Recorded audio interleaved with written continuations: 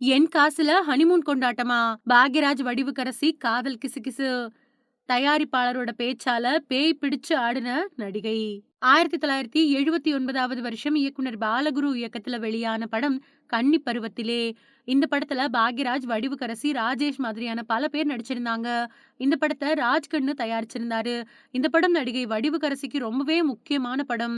இந்த நிலையில கன்னி பருவத்திலே படத்தப்போ ஏற்பட்ட சம்பவம் பத்தி நடிகை வடிவுக்கரசி சமீபத்திய நேர்காணல்ல மனம் திறந்து பேசியிருக்காங்க. "நான் ஒரு நாள் வீட்ட சுத்தம் செஞ்சுகிட்டு இருந்தேன். அப்போ நானி வந்து உன்ன ராஜ்கண்ணு சாரு அலுவலகத்துக்கு வர சொல்றாரு" அப்படின்னு சொன்னாரு. நான் "வர சொல்லுவீங்க, அப்புறம் வேணான்னு சொல்லுவீங்க. நான் வரல" அப்படின்னு சொன்னேன். அவரு "இல்ல, கண்டிப்பா வர சொன்னாரு" அப்படின்னு சொன்னாரு. நானும் அலுவலகம் போனேன். அங்க பாக்யராஜ் சார் எல்லாம் இருந்தாங்க. "நாளைக்கு புகைப்படம் எடுக்கணும். புடவ கட்டிக்கிட்டு வா" அப்படின்னு சொன்னாங்க. அந்த அலுவலகத்துல விஜயகாந்த் சார் இருந்தாரு அப்படின்னு நெனைக்கிறேன். அப்போ எனக்கு அவரு தான் விஜயகாந்த் அப்படின்னு எல்லாம் தெரியாது. இவரு தான் ஹீரோ. நீங்க 2 பேரும் நடிக்க போறீங்க அப்படின்னு எல்லாம் சொன்னாங்க. அதுக்கு பின்னாடி ஜாக்பாட் சீனிவாசன் வீட்டு மொட்டை மாடிக்கு கூட்டிட்டு போயி, ராஜேஷையும் என்னையும் வச்சு ஃபோட்டோஸ் எல்லாம் எடுத்தாங்க. ஜூலை 6ஆம் தேதி என்னோட பிறந்த நாள். அன்னைக்கு ஃபர்ஸ்ட் டே ஷூட்டிங் ஸ்டார்ட் ஆச்சு. பாக்யராஜ் சார் தான் எல்லாமே சொல்லிக் குடுப்பாரு. பாலகுரு சார் இருப்பாரு. இருந்தாலும் பாக்யராஜ் தான் எல்லாமே சொல்லிக் குடுப்பாரு. அதுக்குள்ள பாக்யராஜுக்கும், பிரவீணாவுக்கும் இருக்கக்கூடிய தோழமை எல்லாம் எல்லாருக்கும் தெரிஞ்சிருச்சு. பாக்யராஜ் சாரும் நானும் ரொம்ப ஃப்ரெண்ட்லியா இருந்தோம்.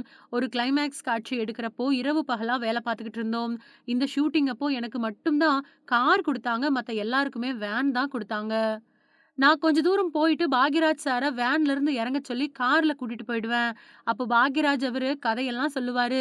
இந்த நேரத்துல நானும் பாக்யராஜும் காதலிச்சுட்டு இருக்கிறதா ராஜ்கண்ணு கிட்ட யாரோ தவறா சொல்லிக் குடுத்துட்டாங்க. அப்ப பாக்யராஜ கிணத்துல தள்ளிவிடக்கூடிய காட்சி எடுத்துக்கிட்டு இருந்தாங்க. அந்த நேரத்துல ராஜ்கண்ணு சாரு ஷூட்டிங் ஸ்பாட்டுக்கு வந்தாரு. உடனே பாக்யராஜ கூப்பிட்டு திட்டுனாரு. பின்னாடி "ஏன் காசுல எல்லாரும் ஹனிமூன் கொண்டாடுறீங்களா?" அப்படின்னு கேட்டாரு. எனக்கு கோபம் வந்து நாற்காலிய எடுத்து அடிச்சேன். அதுக்கு பின்னாடி நான் கத்துனதால எனக்கு பேய் பிடிச்சிருச்சு அப்படின்னு சொல்லிட்டாங்க. ராஜ்கண்ணு கார்ல ஏறி போயிட்டாரு.